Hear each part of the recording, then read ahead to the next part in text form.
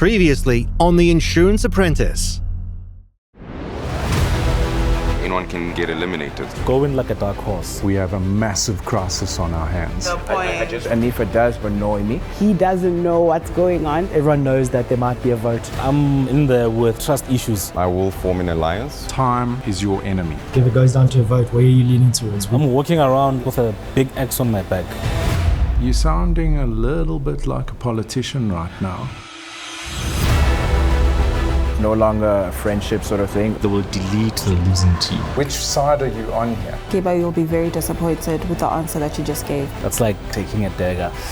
We might be the losing team. I had high hopes and they were shattered. Do I protect myself? I can't do the voting thing. You entered this competition by yourself and you will certainly leave by yourself. There was a disagreement in front of us. Our presentation today was an absolute show. These countries. Sorry, where is Keba?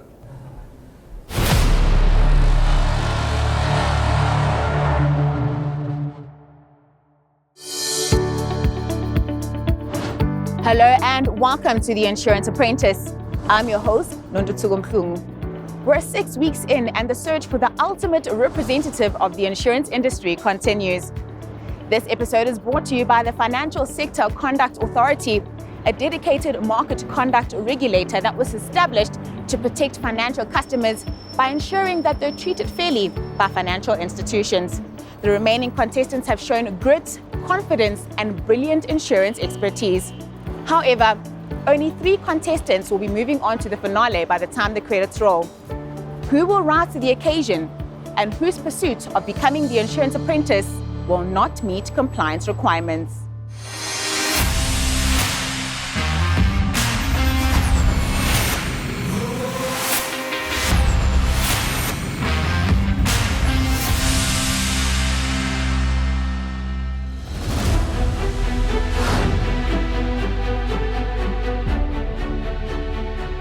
I'm feeling proud. I made it into the top 4. You know, I'm happy, but then I'm nervous. Going against 4 people, 25% chance of getting into the final. I'm feeling really excited to be here. A lot less nervous today than I was in any of the other days. I'm feeling excited. I made it to the top 4. It's a great achievement from 154. How I feel I stand out amongst my fellow contestants, what I've been able to exhibit is practical examples. And if I can bring that across during the presentation, I might actually be able to bring it home. I have a story to tell. It'll come down to the final nail at the end of this week's challenge. Strategy for this week is just to give everything, absolutely the last bit of reserves that we have. The only thing I can do is bring my A game. That is it. People are gonna be eating each other up, so I was like, bringing my daggers.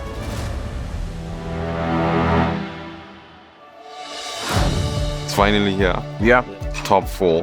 Yeah. After so many weeks of just coming in and grinding. Yeah. Yep. I'm nervous. Individual tasks today. There's no vote today. There's no throwing anyone under the bus.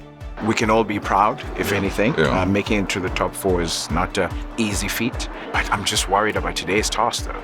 The strategy for this week is to do well in the presentation. It is to listen to the brief and ask as many questions as is possible, so I can memorize every aspect of it and make sure that I deliver it fluently. I'm actually very excited about it. I think it's the first time in all these weeks that I've actually been looking forward to a challenge. My strategy for this week is to just do my best.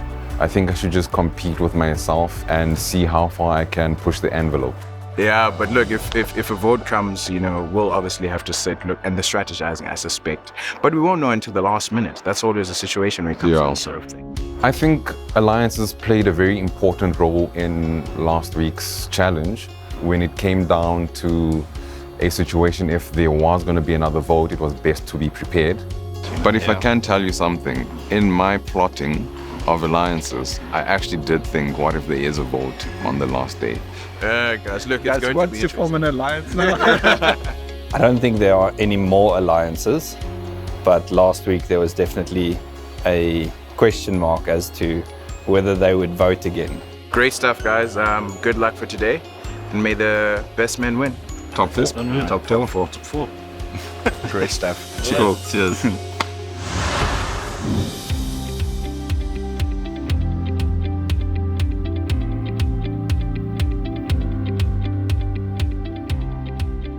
Welcome back. I think you already know you can give yourself a pat on the back for making it this far in the competition.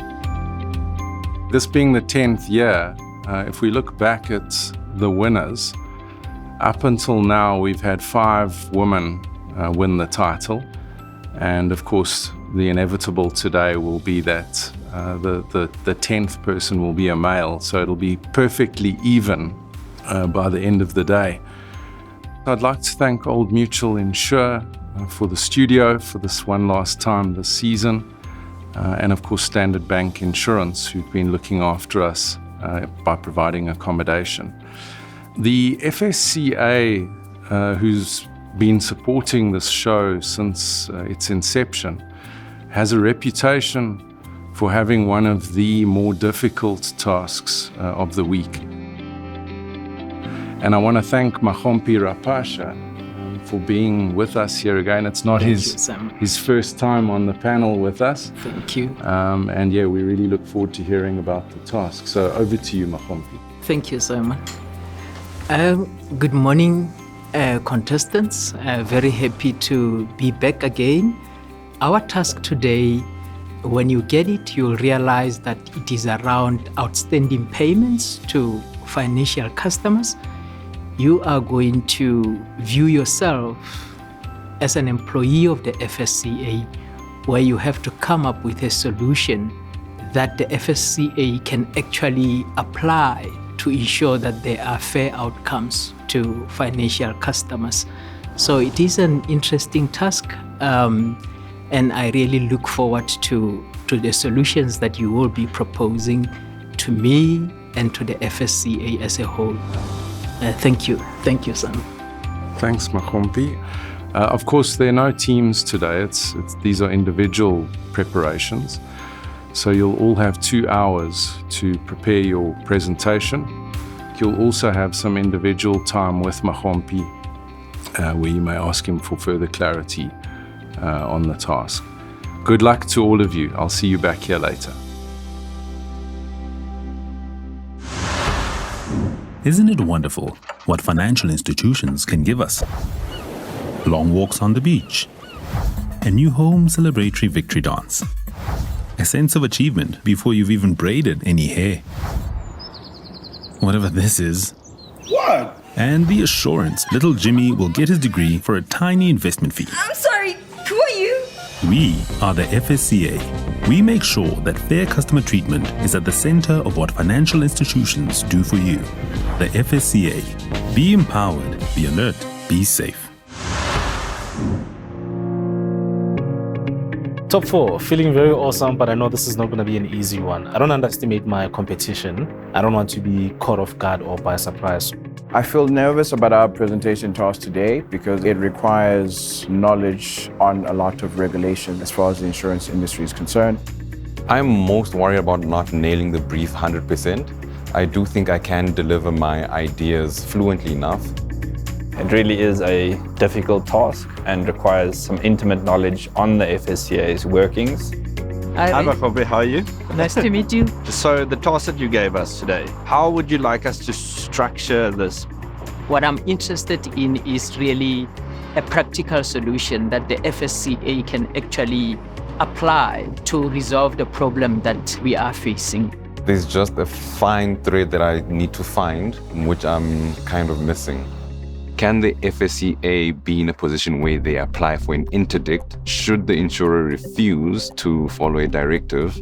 I'm sure you're probably aware that there is the Financial Services Tribunal, so even before the matter goes to court, it has to go to that tribunal.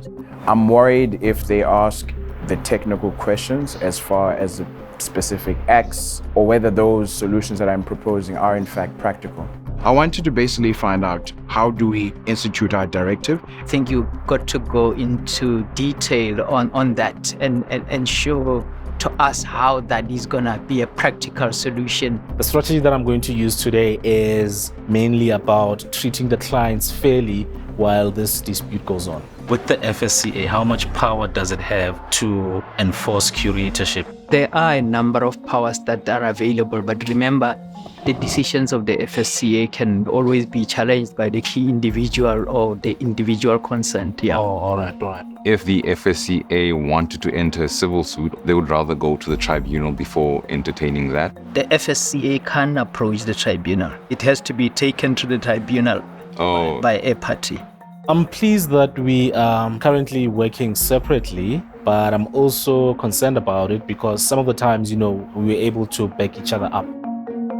Working as an individual in a task is a lot better. You definitely save a lot of time from brainstorming, and you simply take your own direction and just hope for the best. I do believe that there are many instances in the competition where people are carried by the group's work, and I feel that today is an exceptionally difficult but real example of being able to do it yourself. Reynard could have a good chance to nail this task. He has shown great understandability, especially on the legal aspects of insurance. In everything that you would do, the main goal is to make sure that TCF is adhered to. Am I correct? The mandate of the FSCA is to ensure that there are no unfair outcomes to financial customers. So whatever that we do, have got the customer in mind. The person that I'm most worried about is Mandy, because he's been in a situation where he's actually a broker. So I think he will have an understanding of this a bit more. The idea is for you as a contestant to think very broadly about the problem and how it can be resolved holistically.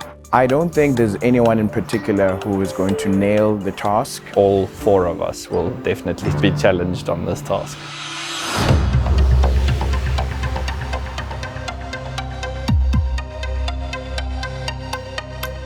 Hi, Rain. Hi, Simon. Hi, Knox. Hello. Welcome back. Thank you. The floor is yours. Afternoon, FSCA, execs and board. I stand before you with a difficult case, with information that could change our findings at any point in time. My advice is to start and finish the Prudential Authority report that we have submitted, to review those findings, and in line with those, we submit a directive to Insurer A, forcing them to continue paying the annuities to the clients. Is the FSCA the only body or agency that should be involved here? The agreements, the binder agreement within the insurer and the provider is definitely a civil matter. So legal proceedings are initially the first thing that you need to do, followed by the FSCA, and once we've confirmed whether fraud or any other illegal activities were involved, then we would involve the authorities. Which authorities? SAPS and the like. The like? The people that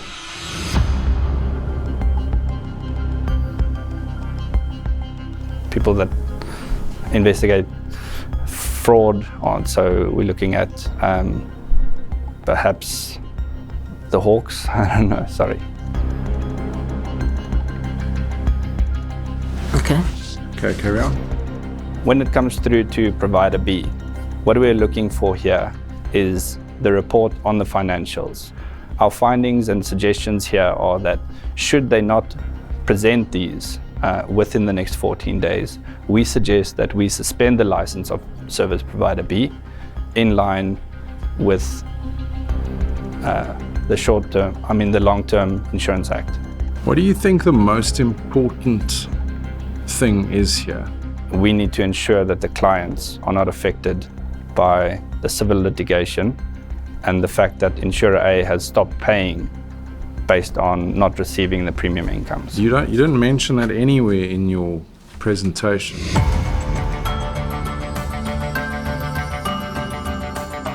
If I may, then, yes. The directive that we're issuing with Insurer A to get these clients their money, their annuities on a monthly basis, is my highest focus. Okay.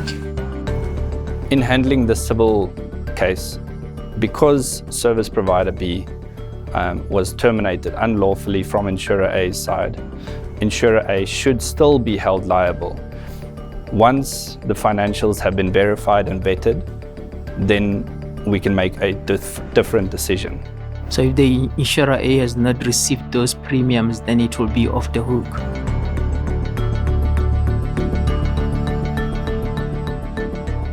What we'll need to do then is ascertain whether those premiums were receipted by BSP and if they still have those funds. If they don't, then insurer A will continue with its relationship with the clients but hold civil litigation against insurer B or provider B. And if provider B still has those funds, I believe that can be paid over and requested. Thank you. Thank you. Thanks, Ryan. I feel like my performance was not the best that I've been able to give. This task was extremely difficult. The judges always make you nervous. You feel like every question they ask is a double-edged sword. Whether you say yes or no, they're going to find fault in either one. Hi, Mandy. Hi, Simon. The floor is yours. We are here today to identify practical steps and how we can assist FSCA in the settlement of a living annuity to an insured. The first step in this situation would be for the FSCA to establish whether capital and/or premium was paid to BSP and whether insurer A is in receipt of premium and/or capital. Sorry to come in there, Mandy. Why is it important to establish whether the payment, the premium that was received by BSP will also have hit the bank account of insurer A? Why is that important? So the more important part, just on that part, is whether BSP is in receipt of that payment. Yes. Because as they are acting on behalf of the insurer, yes, should they receive premium, the policy becomes or comes into effect. Does insurer A then still have a responsibility to make payments even if they did not receive this premium? Yes, that agreement between insurer A and BSP is between those two parties and should not affect the cover that the insured has in place. So in assessing, obviously, the money trail, we would seek the financial statements from all three parties. So that would be from the insured, from BSP, and or the insurer. So it's important that the FSCA obviously issues this directive, as previously mentioned, so we don't have unfair treatment of the insured. We don't create the impression that life insurers are in the business of not honoring what's in claims, and obviously to not prejudice the insured. Should this case be escalated to the FSCA, the annuitant also has an alternative of taking legal action against BSP and the insurer A. What other actions can the FSCA take to try and remedy the situation? The FSCA could obviously, I suppose, act as an intermediary between BSP and or the insurer in trying to find a solution. Even though there's an ongoing court case? The court case is addressing the responsibilities and the obligations between insurer A and the BSP. Issues between insurer Yes. A, which is what you're asking the FSCA to do as well.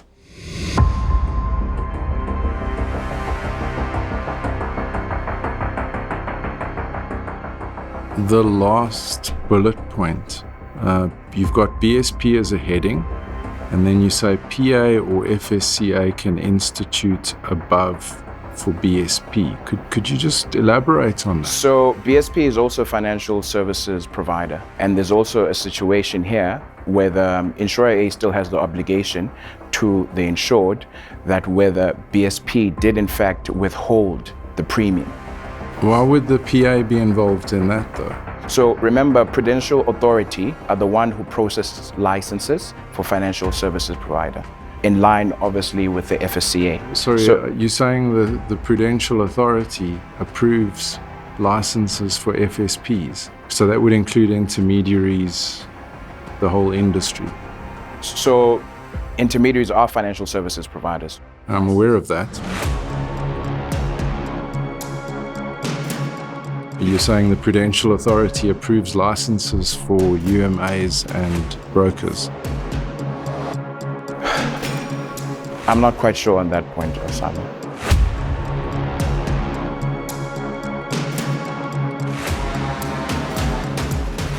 Anything else from you, Mahombi? No, nothing else from my side. Thank you.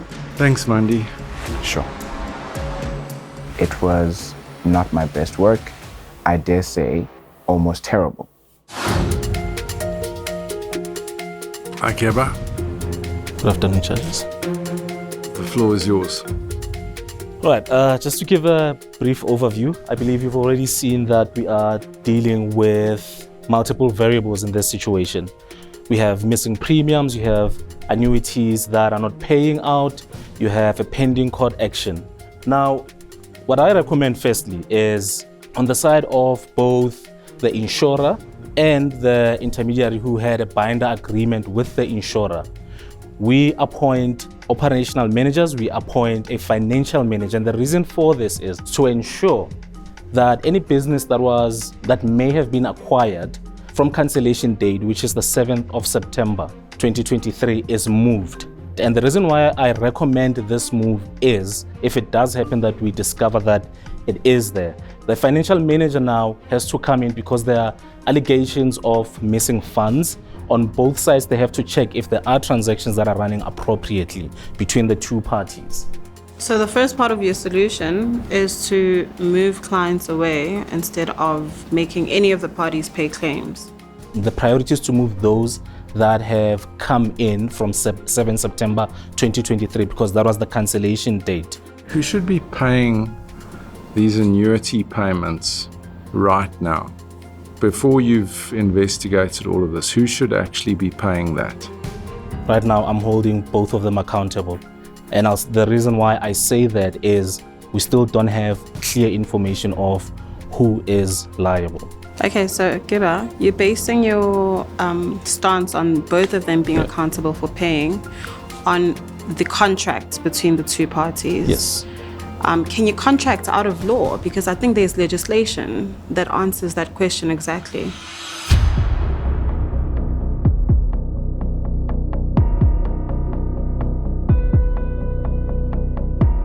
The most important thing is to treat these clients fairly.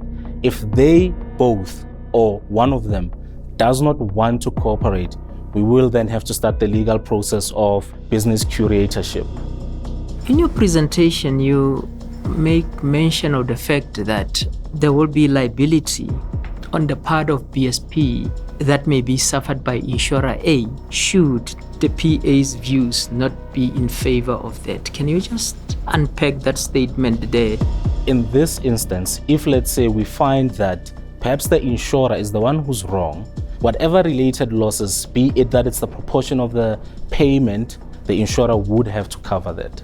Yeah, but why is the PA's view important on that point?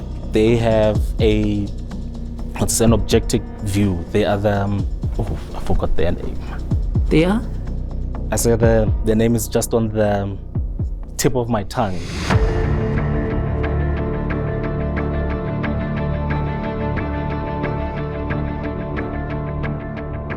They can actually assist with proceedings or recommending what to do before we take it to the Financial Services Tribunal or the courts.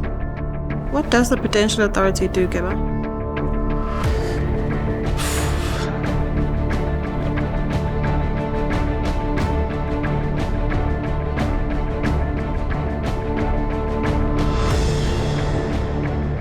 In my belief, these are the guys that are responsible for handling any dispute that may be there in the event that the FSCA presents them forth. All right, thank you. Good luck. Thank you. Thanks. My performance today, mincemeat. That's what I am right now. Like,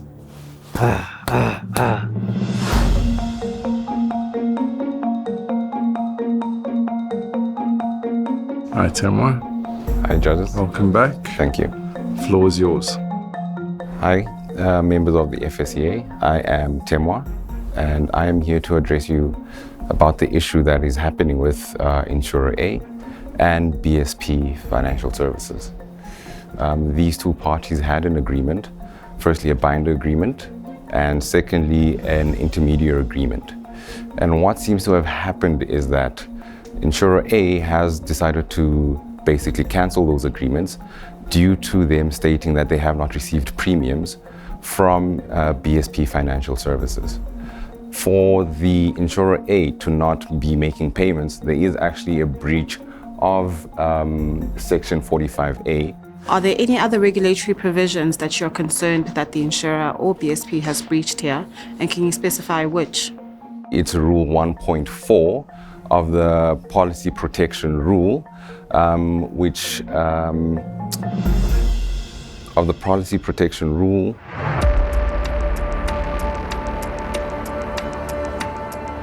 Sorry, I just forgot which aspect that covers.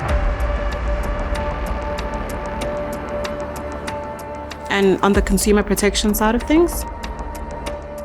Yes, I have not included that in this presentation. I can see that.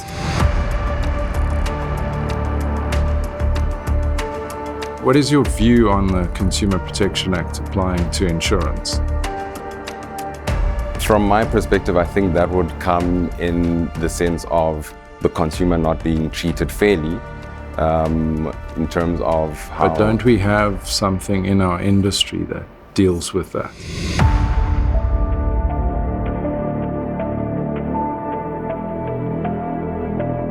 Yes, we do. Yes, we do. Which is? I'm sorry, but my mind is just fogging right now.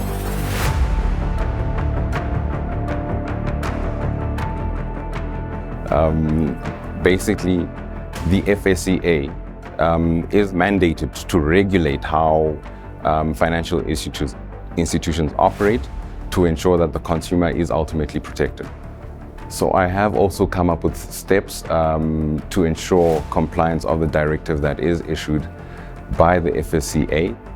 The FSCA, if the Insurer A refuses to make a payment, can file for an urgent court interdict pending the actual court case or the civil suit between the two parties.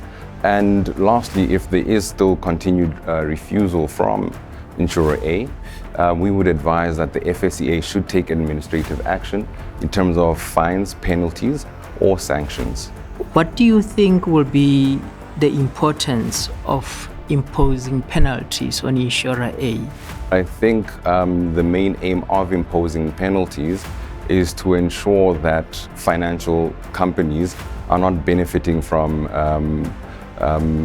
breaking rules, simply breaking rules. They should know that in terms of their financial viability as well, it could be a very big implication that they should consider before breaching sections of the Financial Act. Thanks, Temwa. Thanks, Temwa. Good luck. Thank you.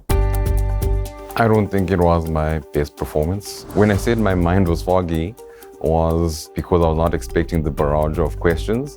My processing speed kind of slowed down and I just bummed out. All I can do is hope for now. Yeah.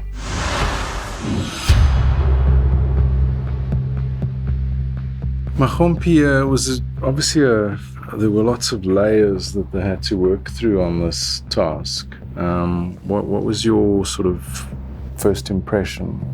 I think we clearly had very good contestants, and yeah, some really provided me with the practical, implementable solution that I was looking for. Some didn't really get it quite right. I don't think I did enough to go through to the final three. All I can do is hope for now. The one over there struggled with questions, which cast some doubt for me on, the depth. Yes. And I didn't like the way some of them didn't put the customer at the center of this problem. Yeah. Because really that is the primary function of the FSCA, to protect the consumer. In this instance, you had to back yourself. There wasn't anyone to back you up, anyone to do the research on everything. So it was tough, it wasn't easy. But what was a bit surprising for me was that one of the contestants who had very good questions was the one during the presentation that didn't really get it quite right. That was very surprising. It takes one mistake to get eliminated, and any day can be your day. But it takes a lot of consistency to remain in the competition. Do we have agreement on who should be going? Yeah, I think it is clear, Simon.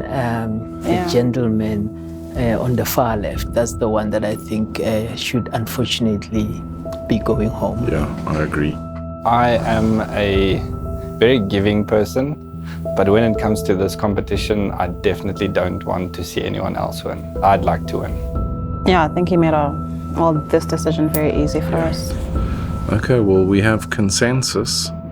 That's who's leaving us. Let's get them back in here.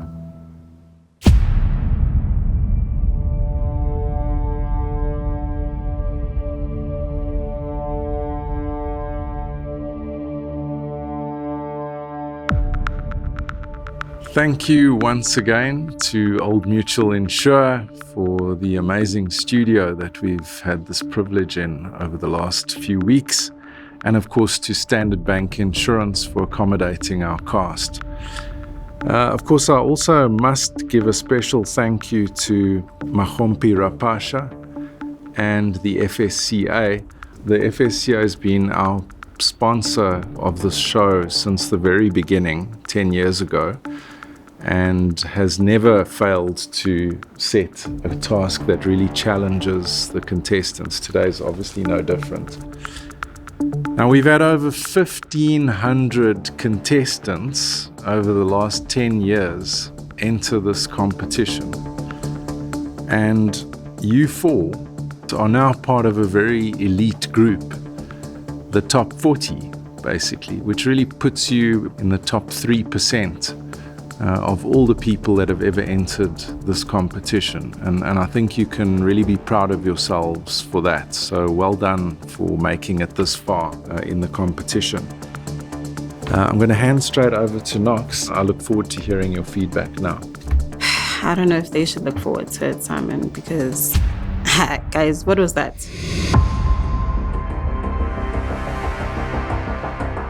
I actually almost started looking around for a hidden camera because I was sure I was being pranked.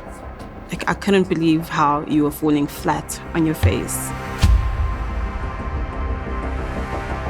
The mechanisms and provisions and regulatory bodies that govern our industry are very clear on what measures exist to protect consumers. Mahombe availed himself for questions. You had time to research. And that's what you came up with?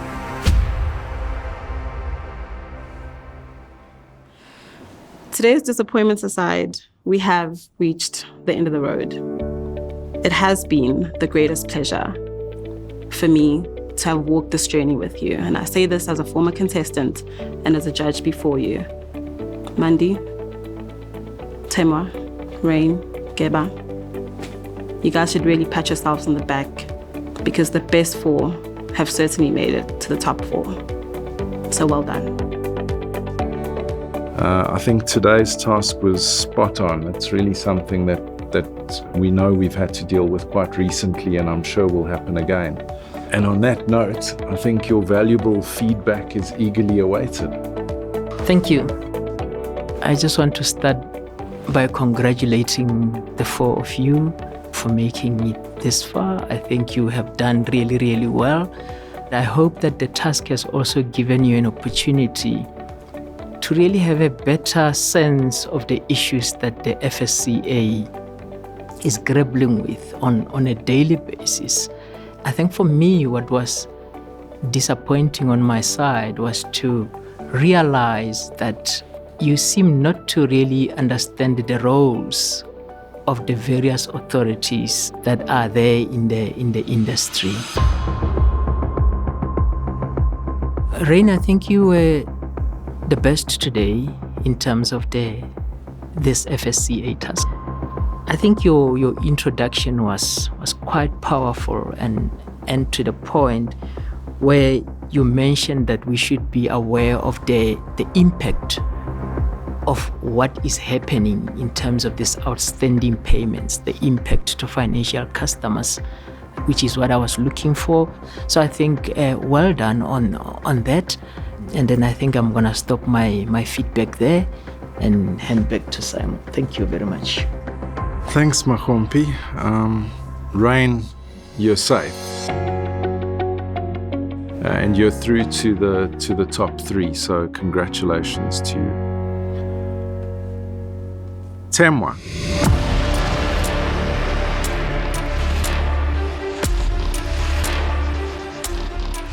I guess what was disappointing in your presentation today for me was you seem to have a lack of clear understanding as to the TCF elements. And of course, that was a key part of what we were looking for today. But you are safe.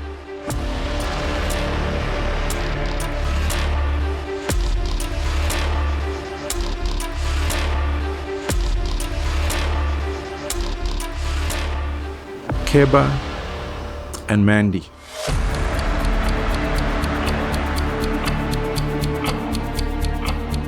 Can I ask you to step forward, please?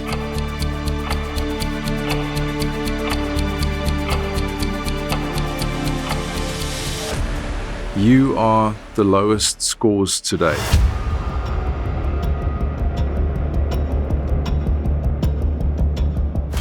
And we only have one spot left to go into the finale. One of you leaves us today.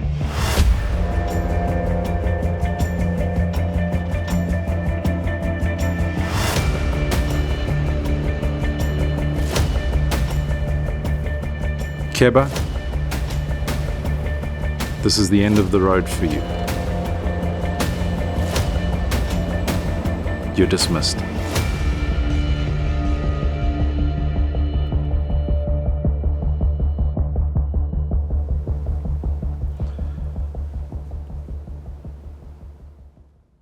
Mandy, you are also safe today.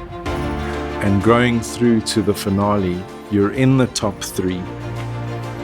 Congratulations, you can step back. Yeah, well done, Rain, Temwa, and Mandy. I think you can congratulate each other. Last men standing. Jump up and down. You are our top 3, so a hearty congratulations from all of us. We've certainly seen some growth in all 3 of you over this season. And I really look forward to seeing you at the finale next week, where we will be announcing the winner of the Insurance Apprentice Season 10.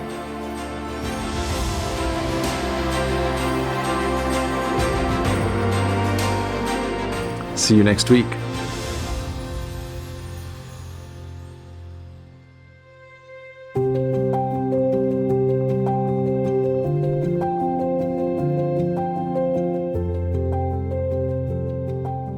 I've just been eliminated. Listen, we came into this as a competition, and you shouldn't approach it with a sense of entitlement. But what Simon mentioned, that I'm part of the top 3%, it means a lot.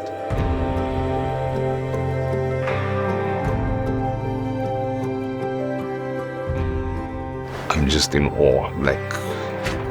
No. I'm really shocked. I really thought I was gone. You know, I was standing there preparing myself. I was like, no, it's done, man. I was like, top 4, it's fine. I lost to the best. The guys are good. I'm not going to lie. Maybe I would have failed otherwise had I lost to mediocre. To be quite honest, I feel I do deserve to go home today, but I have to say it would have been nice to actually move on to the top 3. I won't lie, the task was challenging. I was not 100% confident with my presentation. And I do think that, we should have performed better, but... I'm really going to miss Tyrion Lannister and staring at him and have him deliver judgment. Mother of Dragons, this is me signing out. I thought I was gone. The way he started talking, man. I was stressing for you. I thought I was gone. I thought you were gone too. If I had words to describe being in the top 3, it would just be, yes! It feels so good. I made it to the top 3. Never in my wildest imaginations did I actually think I'd get to this point. Yo! You guys have no idea how I feel. But yeah, we made it. Top 3. Yeah, top 3. Look, look. All right, so that is our top 3. It's been a long road, but yeah, I must say I'm happy for any of these guys to walk away with the Insurance Apprentice title. Yeah, our job is done. Top 3 has always sat in the back of my mind. You kind of want and hope for it, but you don't really believe that you are ever good enough for it. I am so relieved, right? There was also a second today where I thought I was going home. You know, to get this far in the competition is just like an incredible thing. 1, 2, 3. Top 3!